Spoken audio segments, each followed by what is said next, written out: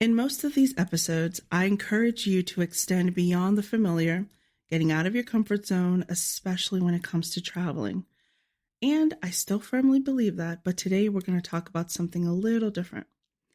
I want to speak to my lovely introverts who need to recharge, tap into something familiar to gain that energy back without the emotional stress. Today we'll chat about having a creative outlet. And those who have had their fill of shot glasses and magnets from those trips, I have a suggestion for you at the end of the episode, so stay tuned. Welcome back to the Random and Wonderful podcast. I'm your host, Grace Simmons, your favorite solo travel mindset coach. Each episode, we explore ways to uplift you on your journey to add joy, confidence, and independence into your life. So what is a creative outlet? I have two definitions. The first one is a creative outlet is a means of changing up your normal routine, stepping outside of your comfort zone, and paying attention to the present moment, which I think is the most important part of that definition. So think about cooking a meal, writing, journaling, playing a new instrument. Another definition, and I like this one a little bit better, is that a creative outlet is an avenue of release. It's outside of your normal routine, and it allows you to express your creative energy or your emotions, and it opens you up to innovation. So the important question now is, what is your creative outlet? So now we're going to get into the benefits of a creative outlet. So again, a creative outlet is that release, and you can see the benefits when it comes to your emotional, mental, and physical health. As an emotional release, you can focus that constricted energy into a space that is positive and appropriate. Perhaps you find clarity. Perhaps you don't physically attack your coworker. For mental health, your creative outlet can be a stress reliever. When you're overwhelmed or you need a break, it can be a way to learn something new, exercising those mental muscles when it all becomes so boring, or your routine isn't difficult, but it is tedious. And lastly, before that mental exhaustion turns into burnout, you can tap into your creative outlet so that you maintain that balance. And lastly, physical release. Our bodies manifest the tension and trauma that we suffer from. So even when we think it's all handled and it's under control, our shoulders are tight and are up to our ears.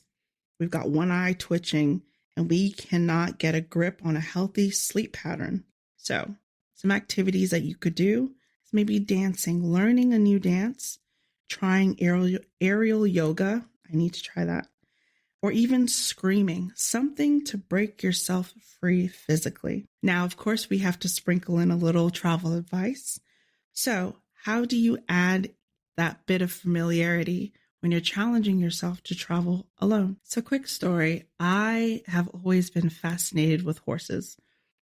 I think there's like a little picture of me in preschool standing next to a pony, always wanted to ride one. I saw my friend get kicked once and I changed my mind. However, I realized that I don't think I've ever ridden a horse in the United States. I've ridden a horse in Iceland. I've ridden a horse in Mexico, Costa Rica. Yeah, everywhere else but the country that I live in. And it's because it was that little piece of there's something that I wanted to try, but I felt comfortable enough with riding a horse after doing it one time to be able to try it in another country. And I know there's some activities that they seem like they're tourist traps, or, they're always in every single city that you go to, no matter where you're going, like zip lining, horseback riding, the ATVs. But you know what? I actually enjoy those because I know that I try to incorporate something else or something different. I don't mind hopping on ATV or riding a horse because those are the activities that I find comfortable and I'm familiar with them. Another example, maybe you're not an outdoorsy type of person, is that I've always loved to paint. I'm not a great painter, but I do enjoy the process of creating something with color.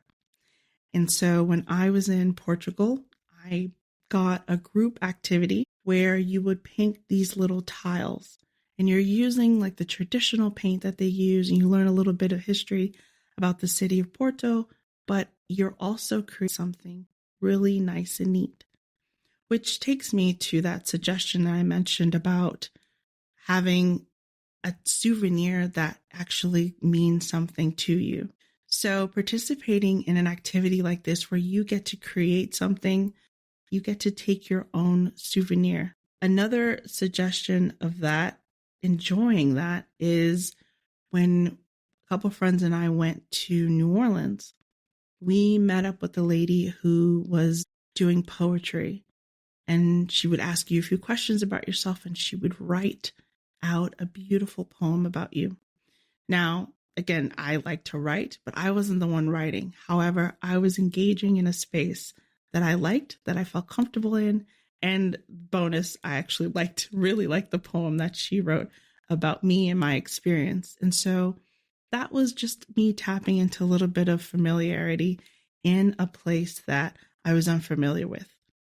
So all these different things that you can do to challenge yourself or just to expand the knowledge that you currently have, it's always helpful to start with something familiar and then take one step out of that. One quick announcement. I want to get 8 women who are ready to begin their solo travel journey. If you're just curious about it, or maybe you traveled before but never solo, I'm inviting you to join my program, Empowered Solo. It's going to be 8 weeks of confidence building conversations, challenges, plenty of growth opportunities, and we end with an in-person retreat. Looking forward to seeing you. There are only 8 slots, so sign up as soon as you can. Hey, I hope you enjoyed today's episode. If you did, please rate the show so that other people can find it, and subscribe so you don't miss a new episode. As always, be bold, be curious, be ready to tell your story. You never know who needs it.